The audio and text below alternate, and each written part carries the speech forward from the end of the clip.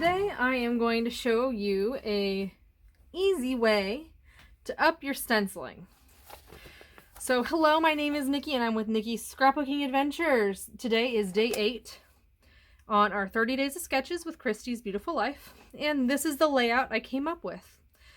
I ended up having a whole bunch of different 3x12 pieces of paper, a couple 6x6 pieces of paper, and a 3x4 journaling card that really make this layout.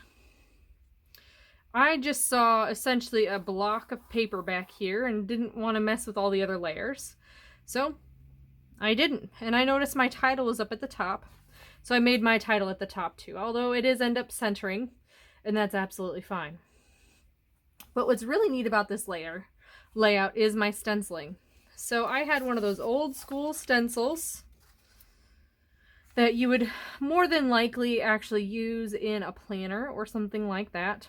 And I masked off the rest of the images and I just focused in on this hot air balloon. But you'll notice that hot air balloon is actually two-toned. And I have recently discovered this probably pretty old technique, but for those of you who've been around the block, I don't want to remind you that this technique is around. And for those of you who are new or haven't been around the block for quite some time, I just want to make some art with you and show you a really neat technique. So one of the most common color schemes is pink, aqua, blue, and yellow. I feel like it's everywhere. Pink, aqua, blue, and yellow. Pink, aqua, blue, and yellow. Now this is red, yellow, green, blue. But you get the gist. Pink, aqua, blue, and yellow. I feel like it's in every collection. So let's just use that combo. So what you're going to need is your Distress Oxides. You're going to need a stencil. Repeating pattern is best. Small pattern is even better. You're going to need your blending brushes. Now, I have learned, and this was kind of the hard way because I was being stubborn, that these foam are not the best. Like these foam deals from scrapbook.com, and you can get them other places as well, just aren't the best thing for blending, especially on stencils, because what happens is these sharp edges make cuts in your dome and you just end up ruining it. So that's why I ended up investing in some blending brushes. Now these are craft blending brushes from Amazon. They're $15 or something like that. And I got a whole set. Now, this set's a little weird because you got some extra pinks in here, but those extras, I just decided, okay, I'm going to make this orange, and I'm going to make this blue a white. And I just made it look like that. I just identified them that way. So, this is where my stencil brushes live.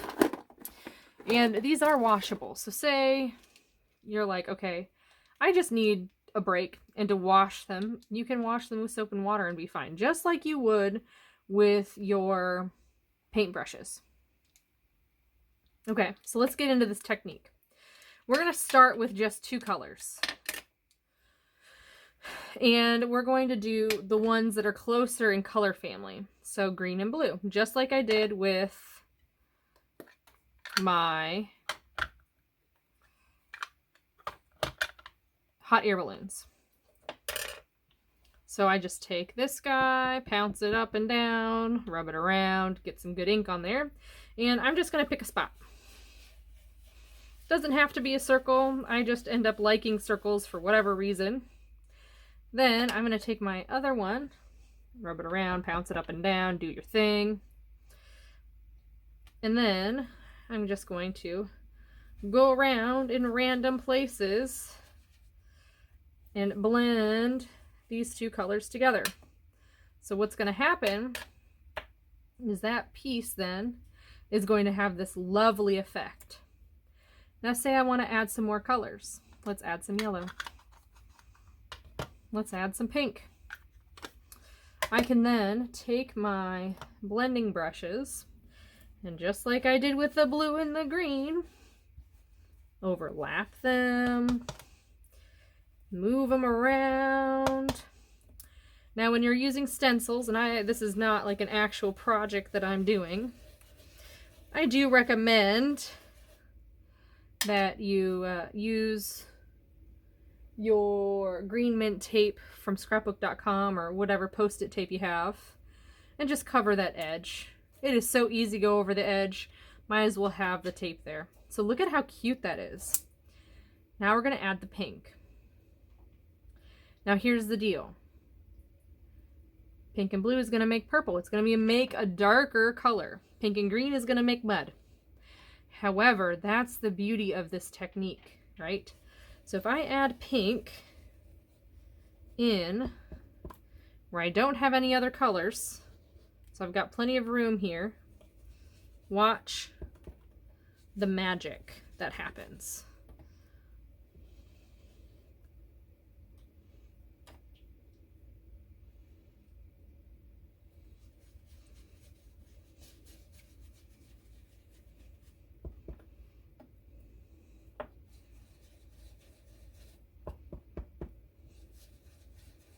Now this is a lighter pink, so I do,